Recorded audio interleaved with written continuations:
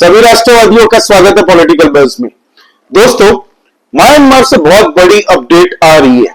आपको बता दूं कि म्यांमार के अंदर में उल्फा के आतंकवादी कैंप बहुत सारे बसे हुए हैं और उल्फा की तरफ से एक बयान आया है जिससे चारों तरफ भारत की चर्चा हो रही है।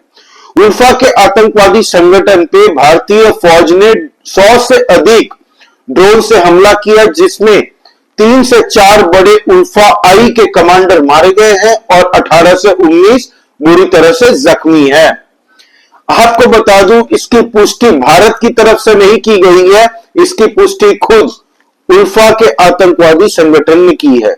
आपको बता दूं कि म्यांमार के न्यूज चैनल्स हो कि वहां के लोकल जो सोर्सेज है उनकी तरफ से ये बातें सामने आ रही है कि रविवार के सुबह भारतीय फौज ने इस ऑपरेशन को अंजाम दिया, जिसमें 100 से अधिक ड्रोन से उनके आतंकवादी कैंप्स जो थे दोस्तों म्यांमार और भारत के बॉर्डर के उस पार में, मतलब म्यांमार की तरफ में थे, बॉर्डर पे ही थे, तो वहां पे ड्रोन से हमला करके इन लोगों पे कार्रवाई हुई, घमासान मचा दिया। तो बुरी तरह से दोस्तों उल्फा अभी डरी हुई है। तो ये उल्फा आतंकी संगठन है क्या? ये एक संगठन है दोस्तों जो कि इंडिपेंडेंट अपना राज्य चाहती है, अपना स्टेट चाहती है, ये इंडिपेंडेंट आइडेंटिटी मांग रही है और भारत के खिलाफ हमेशा से ये आतंकवादी संगठन को खड़ा किया गया। इसमें दो फाड़ है, उल्फा संगठन के बीच में दो फाड़ है। एक भारतीय मेन स्ट्रीम के साथ में जो जुड़ना चाहते थे वो जुड़ चुके, जो नहीं चाहते थे वो वहां पे जाके म्यांमार कैंप में बस गए, ताकि भारत के खिलाफ कुछ भी गतिविधि करनी हो तो वो लोग तुरंत भारत के अंदर में आके कांड करके फिर म्यांमार बॉर्डर के उस साइड में भाग जाते थे। इसीलिए इनको पकड़ना बड़ा मुश्किल हो गया था और इनको लालन पालन पोषण करने वाला और कोई नहीं, चाइना है। आपको बता दूं, चाइना इनको हथियार बेचता है दोस्तों, साथ ही साथ में इनको फंडिंग भी करता है, ताकि भारत के सर पे एक दर्द हमेशा से उल्फा नाम के इस आतंकवादी संगठन के द्वारा दिया जा सके। और साथ ही साथ में आपको बता दूं कि पूरे नॉर्थ ईस्ट रीजन में ये उल्फा अपने ही 5 छोटे छोटे विंग हो, 6 छोटे छोटे विंग हो, इनके द्वारा प्रॉब्लम्स क्रिएट करने की कोशिश करती रहती है और हमारी फौज हमेशा से दोस्तों अलर्ट रहती है। यहाँ पे म्यांमार में आपको पता हो तो 2014 में नरेंद्र मोदी जी की सरकार बनने के बाद तुरंत सबसे पहली सर्जिकल स्ट्राइक भारत ने की थी, तो वो म्यांमार बॉर्डर पे ही की थी। तब पूरी दुनिया ने देखा था कि अरे भारत ने सर्जिकल स्ट्राइक कर दी, क्योंकि इससे पहले कभी हमने सुना ही नहीं था। लेकिन नरेंद्र मोदी जी ने सबसे पहला सर्जिकल स्ट्राइक अगर किया था तो वो म्यांमार की धरती पे ही किया था। आपको बता दूं कि ये जो आतंकवादी, इनका एक बहुत बड़ा कमांडर है दोस्तों उल्फा का, उसका नाम है नयन असोम। ये देखिए उसकी तस्वीर। कहा जाता है कि ये की स्ट्रेटेजिस्ट था दोस्तों उल्फा की तरफ से और साथ ही साथ में मिलिट्री की ट्रेनिंग देता था उन आतंकवादियों को, उनको प्रॉपर ट्रेनिंग देता था। साथ ही साथ में मॉडर्न हथियार चाइना के द्वारा जो उपलब्ध करते थे ये लोग, वो दिए जाते थे। इनको फंडिंग होती थी पूरी तरीके से कि भारत के अंदर में हम लोग नॉर्थ ईस्ट जितने भी स्टेट्स है वहां पे एडवेंचर मिस एडवेंचर करें और इंस्टेबिलिटी लाने की कोशिश करते हैं। अब आपको बता दूं कि ये जो भारत के आर्मी से पूछा गया, उनके सोर्सेस के द्वारा हमारे टीवी चैनल्स ने पूछा, मीडिया चैनल्स ने, तो कोई कंफर्मेशन भारत की तरफ से नहीं आई। हाँ भी नहीं कहा और ना भी नहीं कहा भारत ने कहा अच्छा हमें तो नहीं पता भाई, अगर कुछ हुआ तो आइडिया नहीं है इस बारे में। एकदम क्लियरली हमने मना कर दिया। अभी हाल ही में अजीत डोभाल जी चाइना होके आए थे, सबने देखा था ये न्यूज सोशल मीडिया में, फिर टीवी चैनल्स में बहुत चली थी। तो उसके बाद में म्यांमार में ये एक्शन अगर भारत ने अगर लिया है तो क्यों लिया है?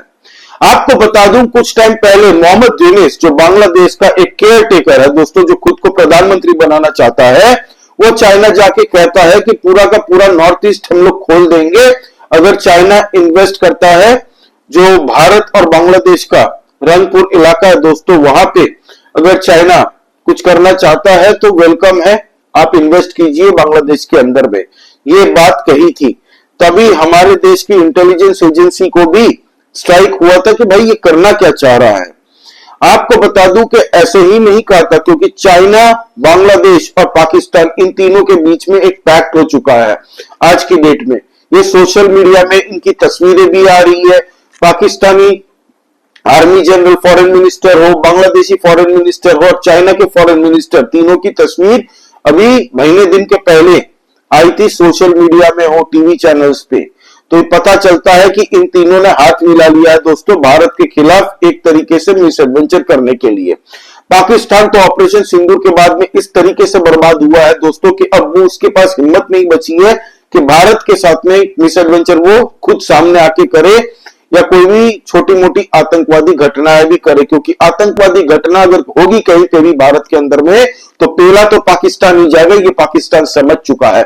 इसीलिए उन लोगों ने पूरा अपना फोकस शिफ्ट कर दिया है बांग्लादेश में और नॉर्थ ईस्ट रीजन में।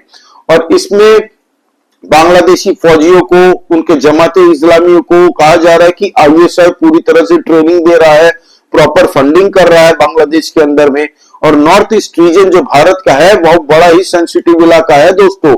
वहां पे जो ट्राइब्स है रहते हैं वो इतने जबरदस्त तरीके से नेशनलिज्म है उनके अंदर कूट कूट के भरा हुआ कि वो हमारी फौज के साथ में मिलके उनको इंफॉर्मेशन देते हैं, प्लस वो भी बड़े सेंसिटिव है अपनी जमीन को लेके वहां पे।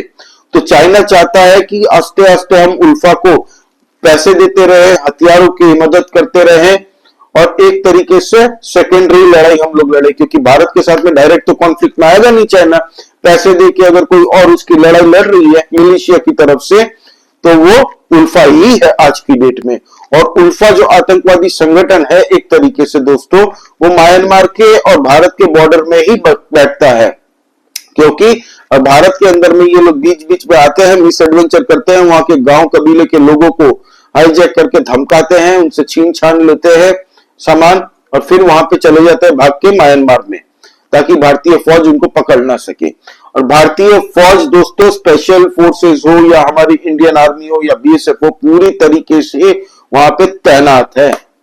आपको बता दूं ये एक तरीके से मैसेजिंग भी हो सकती है कि बांग्लादेश को चड्डी में रहने के लिए कि तुम ज्यादा उछलना मत गलती से भी। ये जो मोहम्मद यूनिस है ना, इसका बहुत जल्द इलाज होने वाला है, ये आप आने वाले टाइम में देखेंगे, क्योंकि अब पानी सर के ऊपर से जा चुका है और ये कठपुतली बन चुका है पाकिस्तान की और चाइना की पूरी तरीके से। भारत विरोधी जो बयान इनके बांग्लादेश से आ रहे हैं आजकल, बांग्लादेश के अंदर में जितने भी जमाते इस्लामी जैसी संस्थाएं हैं उन्होंने तो खुले में कह दिया है कि हम असम को नहीं छोड़ेंगे, भारत के नॉर्थ ईस्ट रीजन को नहीं छोड़ेंगे, वेस्ट बंगाल तक को नहीं छोड़ेंगे। और मुर्शिदाबाद जो हमले हुए थे हिंदुओं के खिलाफ, जिसमें हिंदुओं के घर को जलाया गया, लूटा गया, हिंदुओं को मार मार के वहां से पलायन करने पे मजबूर कर दिया, बंगाल की सरकार बस देखती रही दोस्तों। तो ये सब बांग्लादेश से ही इन्फ्लुएंस हुआ है और पाकिस्तान अभी बहुत मजे ले रहा है।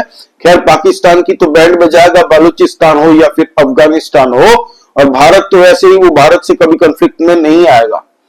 तो म्यांमार के अंदर में ये एक बहुत बड़ी मैसेजिंग हो सकती है कि भारत के खिलाफ अगर छोटी सी भी मिस एडवेंचर करने की इन लोगों ने कोशिश की तो ये लोग पेले जाएंगे, फिर वो चाहे कहीं पे भी हो। और ये खुद उल्फा ने कहा है कि भाई 100 से अधिक ड्रोन्स आए, हमारे कैंप पे अटैक किया, वहां पे बेसिकली दो आतंकी हमले किए, दो आतंकी कैंपों पे हमले किए गए दोस्तों। एक है ULFA United Liberation Front of Assam, दूसरा जो है दोस्तों वो है एनएससीएन नाम की ये संस्था, एनएससीएन के national socialist council of Nagaland Khaplang. ये जो है ये पूरी तरह से इनके पास में झंडा अगर आपको मिलेगा तो वो लाल झंडा कम्युनिस्ट लेफ्टिस्ट वालों का ही मिलेगा। चाइना में भी वही झंडे देखे जाते हैं। आपको बता दूं तो अमित शाह जी ने कहा था कि 2026 मार्च महीने के अंदर जितने भी भारत के अंदर में नक्सली हैं उन सबका खात्मा निश्चित है, या तुम सरेंडर कर दो या फिर हर हर महादेव, राम नाम सत्य है, हो जाएगा तुम लोगों का। और जितने भी नक्सली पकड़े गए हैं दोस्तों, जिन्होंने सरेंडर भी किया, उनके पास में भी कुछ चाइनीज हथियारें भारी मात्रा में मिली है। तो इससे हमें पता चलता है कि ये उल्फा जो है भारत के अंदर में चाइनीज हथियार सप्लाई करती है। आप देखिए ये नक्शा बढ़िया से, इसमें आपको एक चाइनीज म्यांमार बॉर्डर की एक जगह दिख रही होगी दोस्तों, इस जगह का नाम है सुंगवान। ठीक है, ये चाइना और म्यांमार के बॉर्डर पे है। आपको बता दूं कि चाइना यहाँ पे बहुत बड़े हथियारों का जखीरा एयर ड्रॉप करता है, पैसे हथियार सब कुछ यहाँ पे बॉर्डर पे आके वो लोग ड्रॉप कर देते हैं और बाद में यही हथियार पैसे भारत के खिलाफ यूज होते हैं। म्यांमार के अंदर में देखने जाए तो किसकी सरकार है किसी को नहीं पता, लेकिन जो म्यांमार की आर्मी है वही अभी मेजोरिटी एरिया में अपना हक जता के बैठी है।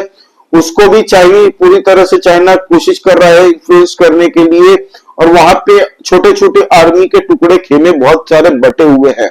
आपको बताया कि बांग्लादेश के पीछे अभी एक तबका जो कॉक्स बाजार पे नजर लगा के बैठा हुआ है, वो भी एक टुकड़ी है, वो भारत के साथ अच्छे टच में है।